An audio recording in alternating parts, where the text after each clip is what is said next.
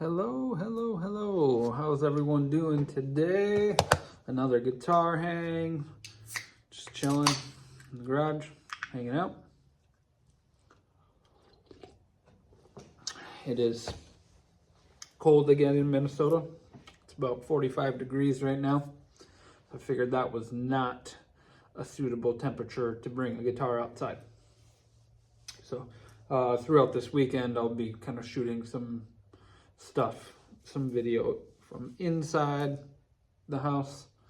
Kind of a lot happened this week. So I've been practicing songs for the new band. Tryout is not this Thursday, but next Thursday, or my first practice with them. So I'm learning a John Prine song, Waxahachtas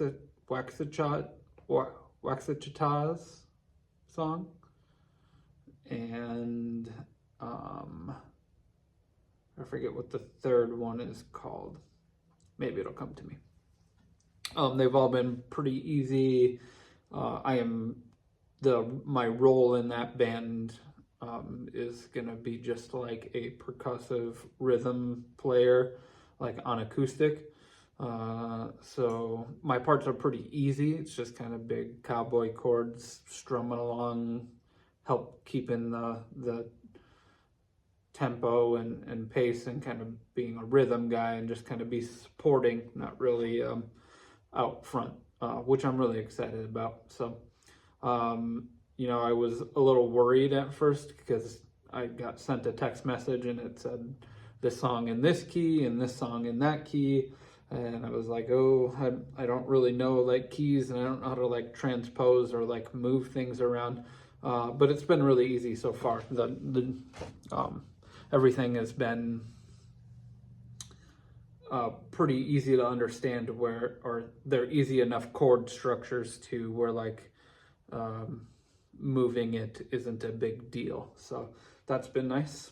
I also had dropped off the Jason Isbell Telecaster and the 40th anniversary Squier Jazzmaster, both to Brian and Tree Strings, and I got them both back today. I went and picked them up, and just as I've learned, it just pays off so much, especially if you're.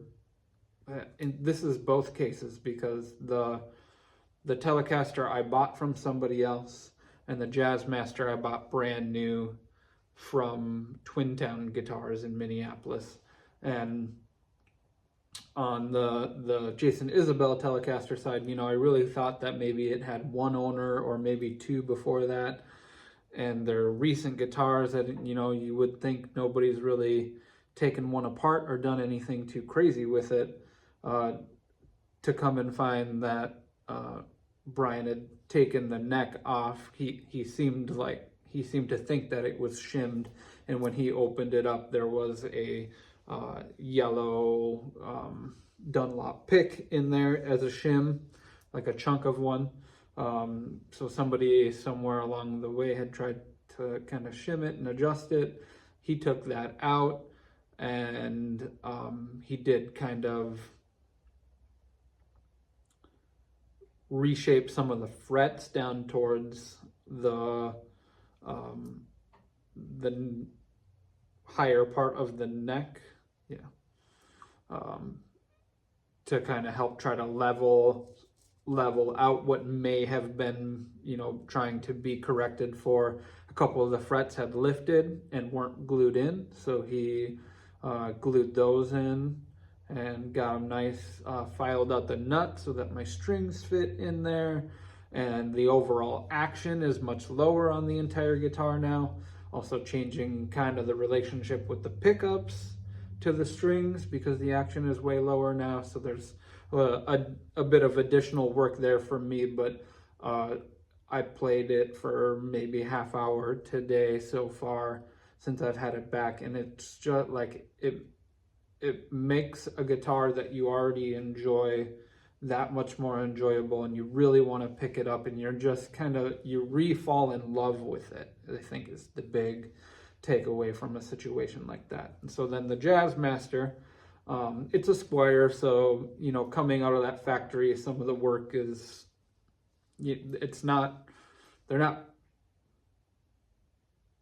have the same standards on the Squier stuff that they do on some of the higher end Fender stuff, and that's fine.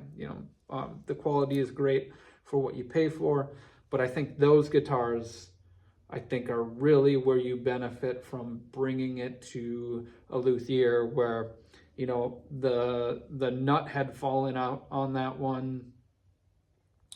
And so he was able to kind of find out that the nut slot wasn't really cut that well. So he kind of got it in there and glued it in a way that he knows is correct and right. He reshaped the nut a little bit because it wasn't really shaped correctly. These are little things that like Squier doesn't take the time to do, that when you pay a luthier, it's really in your benefit, especially on a kind of guitar like that. And so he was able to get that thing set up, and I can feel that the strings feel better across the neck because they're kind of in the right shape. He also filed that nut so that the strings fit in there a bit better, so that the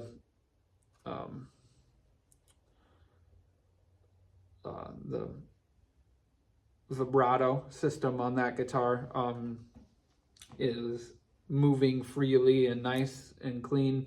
Got that intonated. I learned a bit about Jazzmaster bridges and how they work, and that they kind of pivot on some screws, and really, like, if you're trying to keep it intonated, you really want to try to change one string at a time, but really even detuning it kind of moves it. So Jazzmasters are just difficult guitars in the fact that the way that the bridge works, you got to be really careful about restringing it and trying to get it back into perfect intonation. Not that it always has to be perfect, but you like it to be as close as it possibly can. So yeah, I was trying to think if there was any other things that came up for both of those guitars. I think that was really it. But they both play really nice now, and they sound great. They're easy to play. That's the best thing that you kind of get back. Oh, one of the things that I'm gonna have to kind of play around with, and this might end up, we'll see how far it kind of goes, and I might have to bring the guitar back out to him for some slight adjustments, but because he took that shim out and it brought the entire action down, the size strings that I'm using now on it seem to feel pretty slinky and light, where before the gauge that I had seemed like it was going to work. It's got about 11 to 50s balanced tension D'Addario strings, and those are feeling kind of slinky. So I'll have to see kind of how it goes in band practice, how I feel about it, but ultimately I might try to go up a string gauge on that guitar. It is tuned to CGCF AD, so it wouldn't be the end of the world to go up that extra string gauge, but we'll see how that goes. Yeah, other than that, that's mainly, we had a good band practice. It was just me, Corbin, and John. Good no regard band practice. We just kind of hammered the set. We are working on a few new songs. I've kind of previewed some of those. You've seen them through the videos. And like I said, I'll be playing the guitars and kind of showing some of the adjustments. I'll record that stuff inside. I'll have a kid-free weekend, so I'll take some time to kind of go through some of those. Also, excuse me.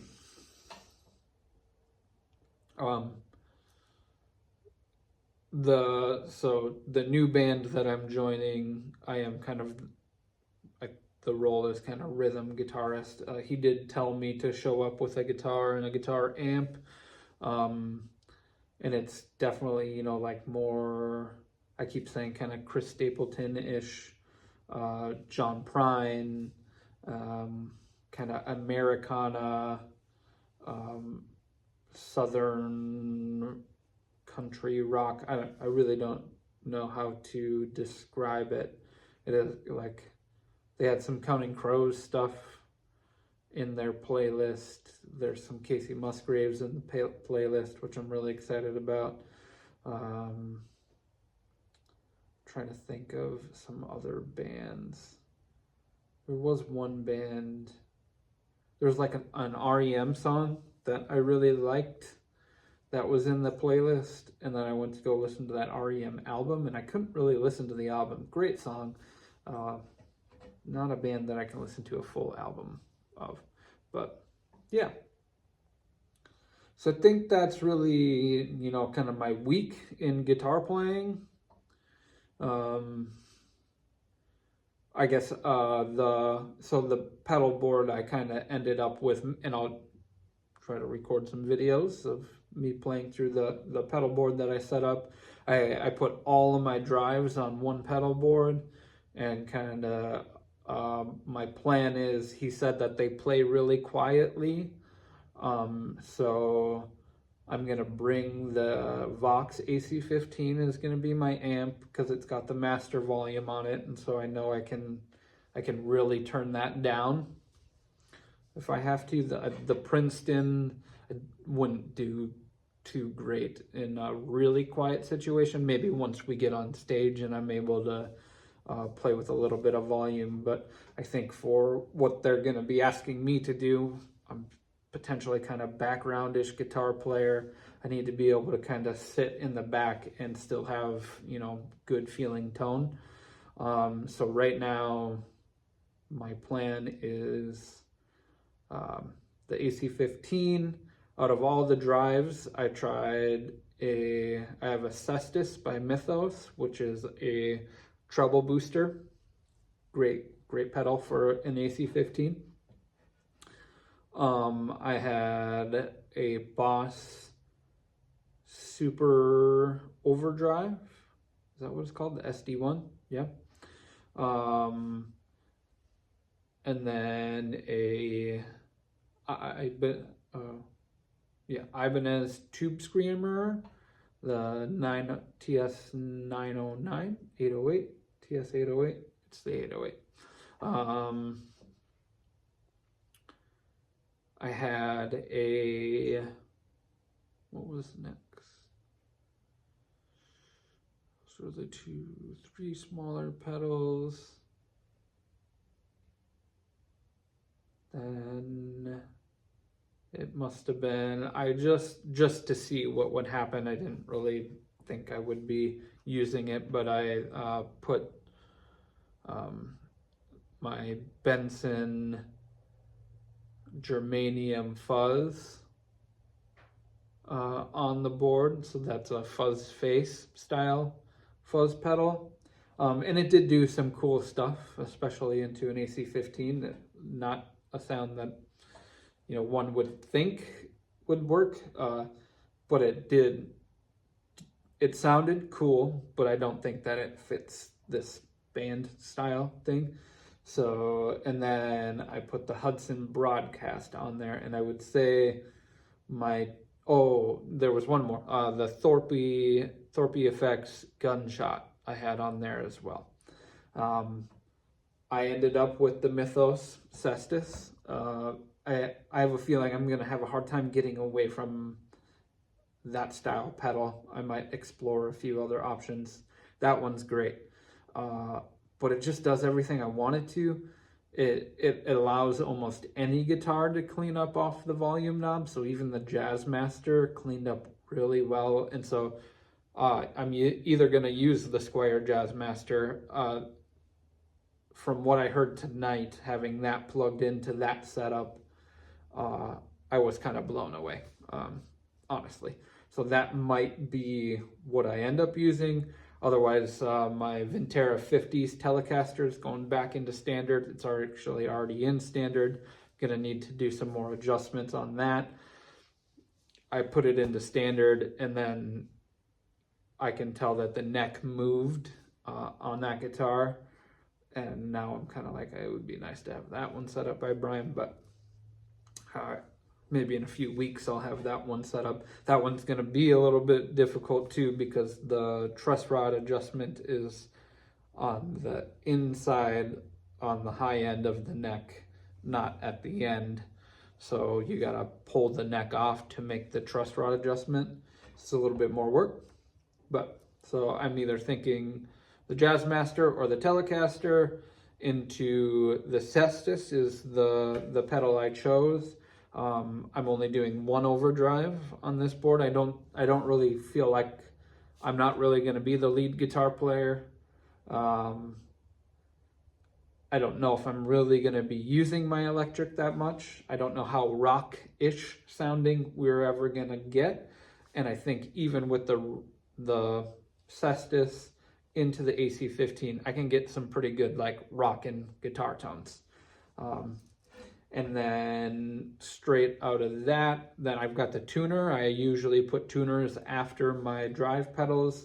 That way, if you hit it, your effect trails can continue to trail off, but you're cutting off your gain at your gain stage. Works great for me. Then into the JHS 3 Series phaser. That's kind of like a country phaser type of thing. There is one song, it's the song that I'm forgetting, and it's gosh,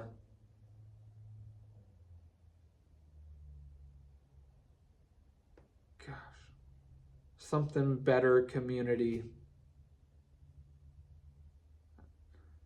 I know Phoebe Bridgers is in the band.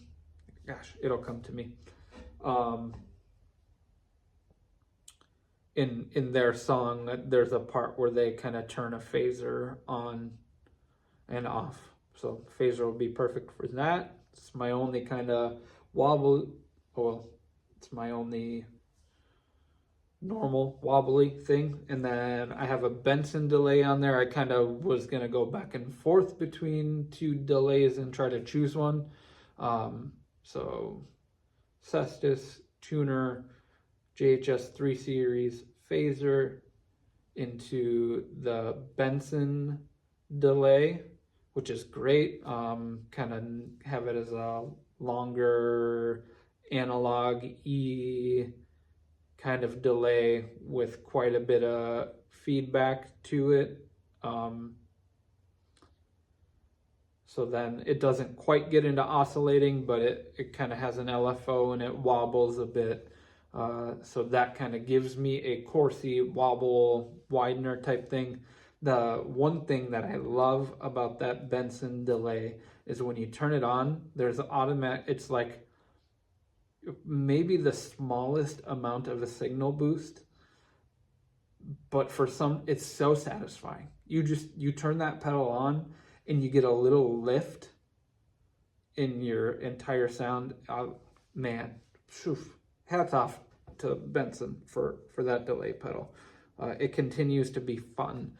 The one thing that I can't kind of really reel in is I feel like at some points it gets a little muddy and maybe compressy. So like I'll go from like, I'll turn the mix down and then it's almost inaudible and I feel like I want more of it, and then I turn it up, and once I have more of it, I feel like everything's kind of getting mushy a bit. So it's kind of tweaking back and forth between that.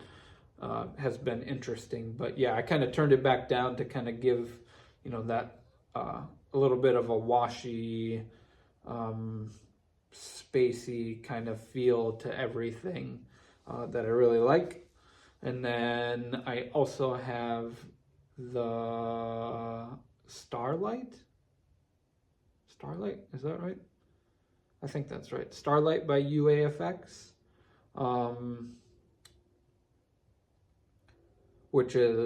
That's got multiple delays in it, and I use that more as a slapback type of delay, and it does have the Echoplex. So I've got it on the Echo setting at a short kind of slap back kind of thing right now. I don't really know. When I first turned it on, it was kind of the same as the Benson, like a longer feedbacky, echoey, echo rec type of thing. And then it's got that preamp in it too. So that is kind of an extra gain stage, but it's always on. So that's contributing to the push in the amp a little bit. And then, so this is also the reason why I didn't feel like I really needed another gain stage, is I also put my Boss EQ at the end of that board. I think that's a great board for that situation. If I ever do need to run a lead part, I can, give a little nudge on the Boss EQ. I can push up the mids a little bit to stick out front. I don't think I'll ever need like full-on distortion for that band, but who knows, that could change down the road. See where that all leads, but that's where I am with that. So that's kind of the rig that I'm planning on bringing. Acoustic guitar, which I plan to use the most of the time, and then that rig to that first band practice. So see how that goes. Pretty happy about it. As far as music I've been listening to this week, when I first started listening to Kacey Musgraves was right around the time it was Apple Music had released their 100 best albums of 100 years or whatever. I can't remember exactly what it was. And the Golden Hour album by Kacey Musgraves was on that list. And so that's what I kind of listened to first. And I was really getting into that album. And then I think like within that week, she had released Deeper Well. Deeper Well being the album that I've really been obsessing over for kind of a few months.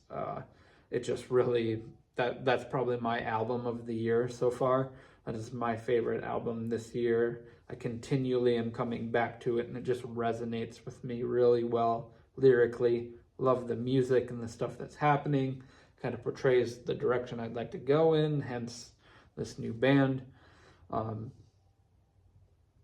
But so this week I've been going back to Golden Hour, spending some time with that and actually getting to know it. I'd only really gotten into it for maybe a week or two before that new album came out, and I spent a lot of time with that new album. So I've been going back to that one, and I really dig that one. A Golden Hour, like the lyrics just hit me so well, and I think that's part of it. Like I haven't been early since '88. Like I was born in '88, and I feel like I'm constantly late to everything. So there's certain lines in there that just really resonate with me and where I'm at as a person. And I just really love her viewpoint and the way she looks at the world and the things around her. Yeah. I don't think there's any other music, nothing really new.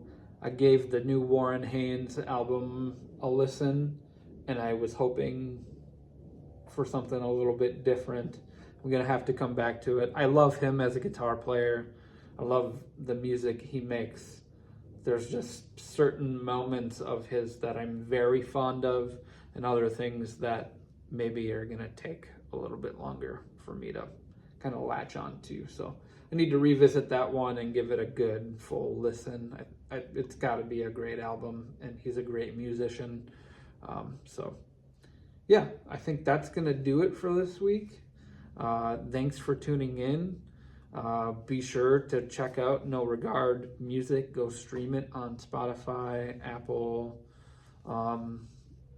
Google Play Store, Pandora, YouTube Music. It's everywhere. That's the best way to support me right now, other than liking these videos and subscribing.